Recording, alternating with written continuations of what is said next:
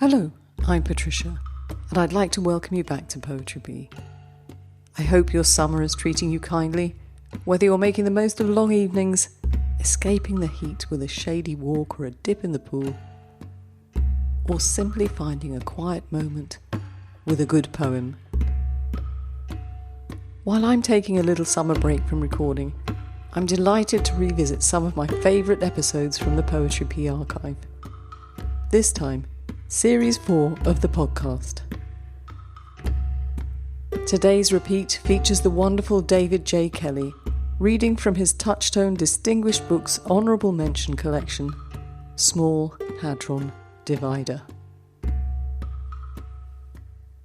If you've not come across the book before, you're in for something rather special. David brings together science and poetry in a collection that is both intellectually playful and deeply human. Small Hadron Divider explores the smallest particles of matter alongside the moments that make up our lives. It's inventive, surprising, and at times quietly moving. As I previously mentioned, it's a collection that was recognised with a Touchstone Distinguished Books Honourable Mention, and for good reason. Whether you're discovering David's poems for the first time or returning to them after a few years, settle in and enjoy this conversation with David J. Kelly as he reads from Small Hadron Divider. And of course, don't forget to check out the show notes for links to his work.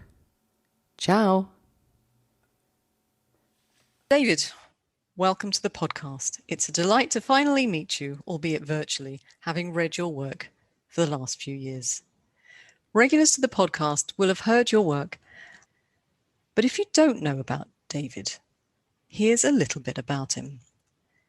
David J. Kelly is a scientist by training.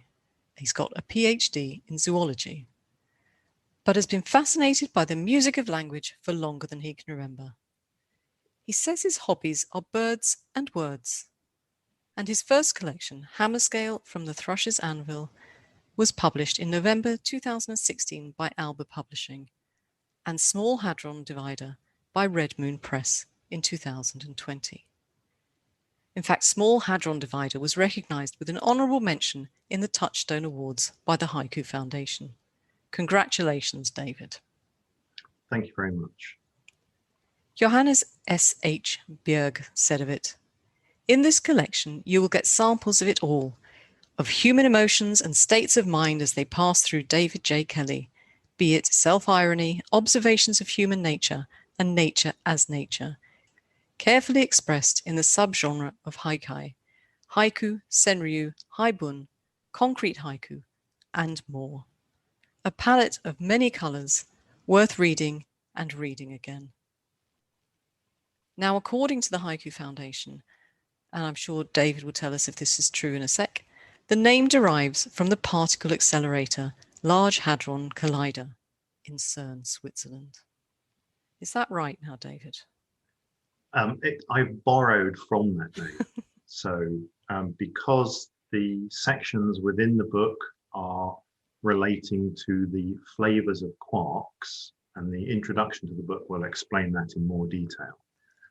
But because these are pieces of protons and neutrons, then it seemed that thinking about atom smashers was a way of finding out how you get to a quark in the first place. So it borrows from the structure of that name. I see. I have to say, all matters CERN goes right over my head. Really sorry about that. I'm too dim. You can be the judge of David's poetry now, because we're going to have a reading. I'm going to read the poems first, and David will follow. We thought it might be interesting to do an experiment on the interpretation of the reader versus the intention of the poet. Overthinking, thinking it over. I'm overthinking. Overthinking, thinking it over. I'm overthinking. Interesting. Okay. Light and mild. The drinker becomes the drink. Light and mild, the drinker becomes the drink. Orange-tipped, a butterfly's wing dips into sunset. Orange-tipped, a butterfly's wing dips into sunset. Footloose, a young foal learning to balance.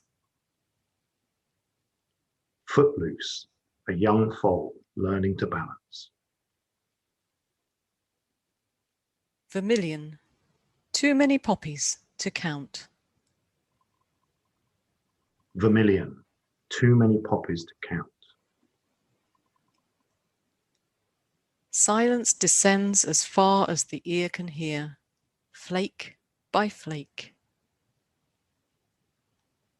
Silence descends as far as the ear can hear, flake by flake. Broken sleep, the wind hurls the morning around me. Broken sleep, the wind hurls the morning around me. Behind the pigeon, a folded falcon unfolding. Behind the pigeon, a folded falcon unfolding. So it was interesting that I think we agreed in most of them apart from the first one. And maybe some slight differences in intonation of some of the words as well. Yes, absolutely. I'm very glad I let you read it because I like your version of overthinking better than my version. Yeah. Oh, very good. I'm delighted to say as well that David has got an example of haibun from his book to read to us as well. So David, over to you for that, please. Each of the sections within the collection has a haibun to effectively introduce you to that section. This one is from the charm section, and it's called Ladybird, Ladybird. I used to fly in my dreams. Using a weird arm-swinging action, which I perfected in earlier dreams, it was possible to counteract gravity. By jumping into the air and using my clever technique, I could stay aloft. With practice, I learned a rudimentary form of steering, but it never worked well in strong winds. On reflection, it was quite like hot air ballooning, but without either hot air or a balloon. Frenzied movement hides the calm beneath, inverted swan. Apparently, dreams about flying suggest the dreamer wants to escape from a pressurized situation. That idea never occurred to me at the time. In my dreams, it seemed to me I was simply showing off. I delight in the startlement of passers-by as they met me in mid-flight. Comings and goings between open mouths, fly by night. I've no recollection of emotion from those dreams. The abiding memory is one of curiosity, the ability to investigate a new part of the world and the new perspective it offered. Maybe it was a sort of self-analysis, looking down on my world from a position of detachment. Maybe it was a form of lucid dreaming where I wanted to fly and found the means to allow myself that indulgence. Back down to earth, rising from a pillow with windswept hair.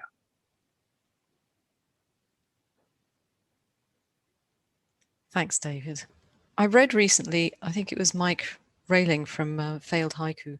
He said he always reads the poetry section part of a haibun first and makes his decision when he's choosing them based on the poetry. And I wondered, listening to you read, what comes first with you, the poetry or the prose? It's not fixed, but Okay.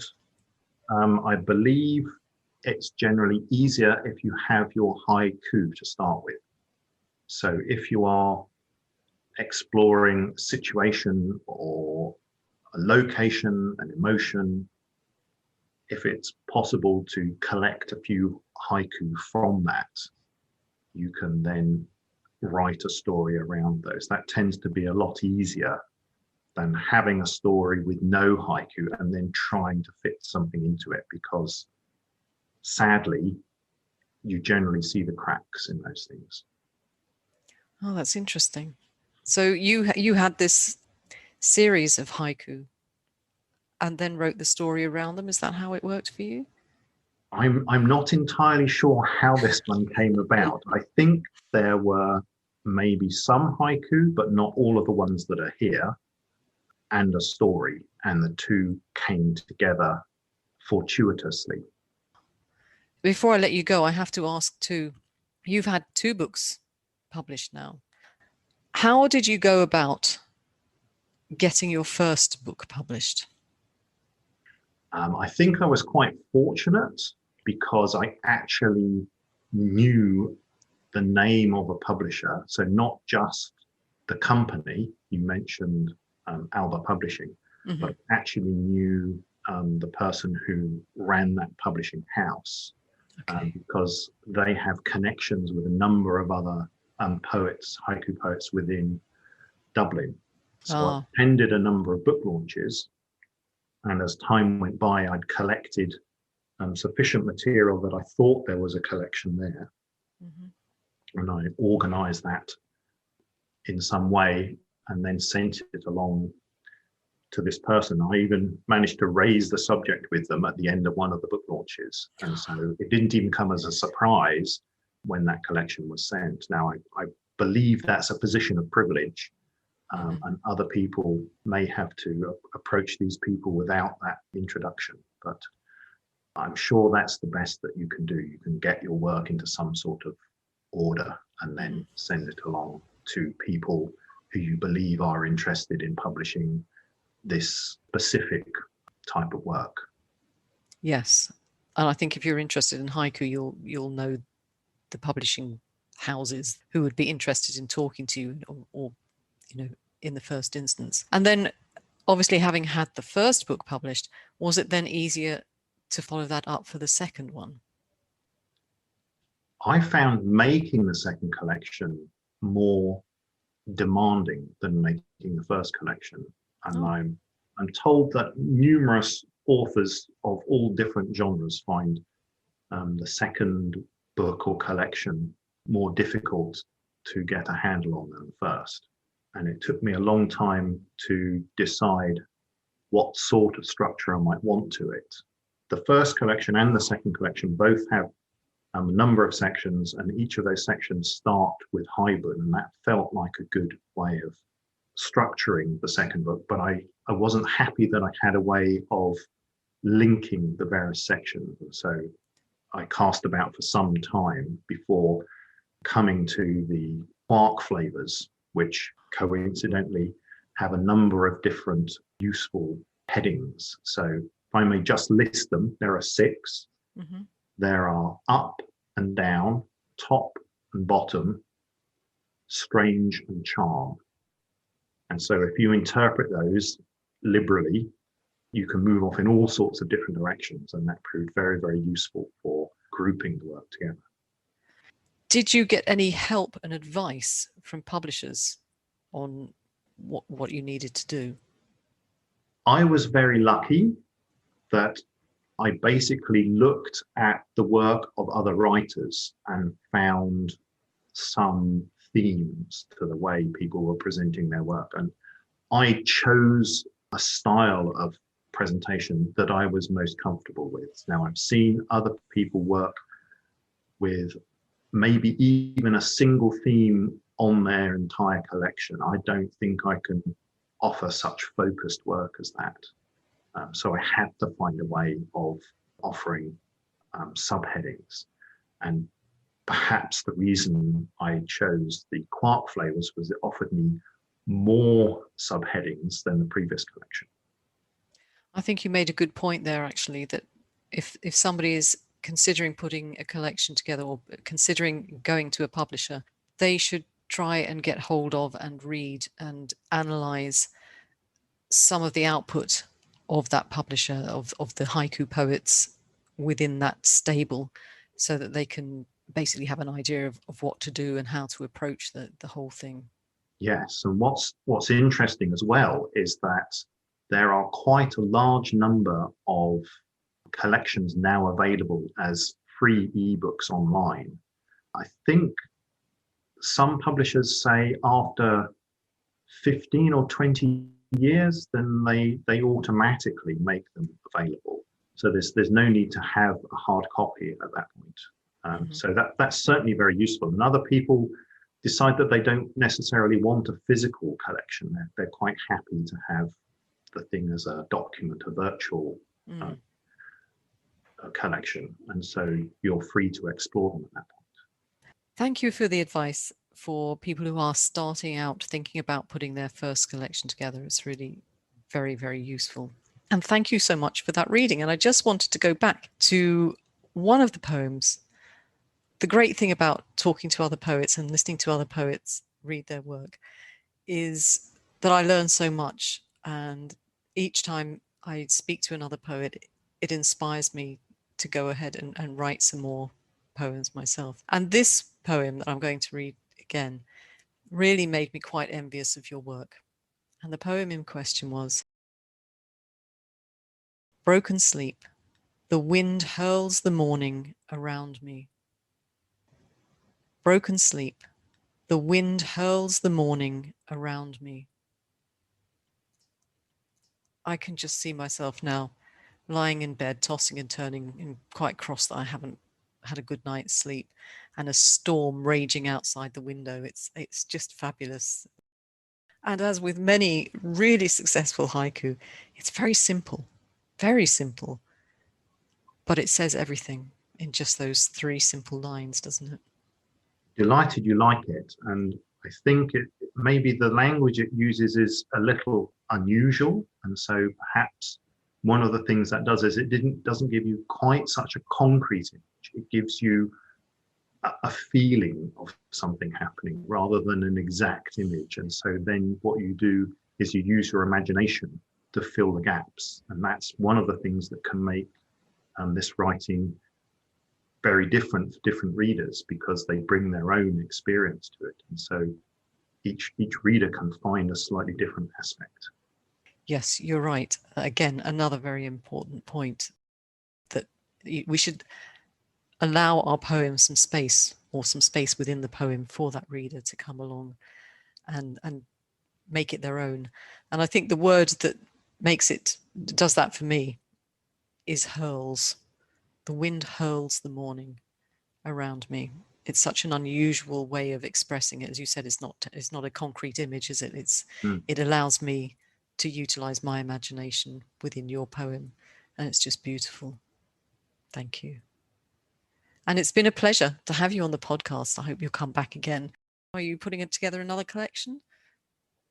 I feel that I reached a point at the end of this collection where I wasn't quite sure what came next. So there could easily be another collection, but it's something that's coming together rather more slowly than the previous 2. Okay. And how did you feel getting the Touchstone nomination? Blown away. I had been considering the various different reviews that I'd seen of the collection in places like Blithe Spirit and Presence and Frog Pond and Modern Haiku. And it felt that there was a generally upbeat review of them, but no one was saying this is excellent or wonderful and this is exemplary work. And so to find that a jury, sort of a group of people together, a committee, were choosing it over so many other collections that were out there, was a big surprise amongst other things. Congratulations again for getting an honourable mention. And if anyone wants to buy Small Hadron Divider, how do they go about doing it? Well, it's published by Red Moon Press, so I believe you could, if you're in the States, get in touch with them. It's on their website as one of the collections available. But if you happen to be based in Europe, it's probably easier to communicate with me through Twitter. My Twitter handle is @MottoSakura, which is my attempt at Japanese. So that's MOTTO_SAKURA, which is an attempt to say more cherry blossom. But if you're scrabbling around for your pens and pencils at the moment, don't worry. I will put the Twitter handle in the show notes, as well as the address, the web address for Red Moon Press. So you'll have both there. So wherever you are in the world, you'll be able to get hold of David or his representatives and get hold of the book. So again, thank you so much, David, for coming along today and reading to us. Really enjoyed it. Thank you. Thank you very much, Patricia, for the opportunity to do so. It was wonderful. Thank you.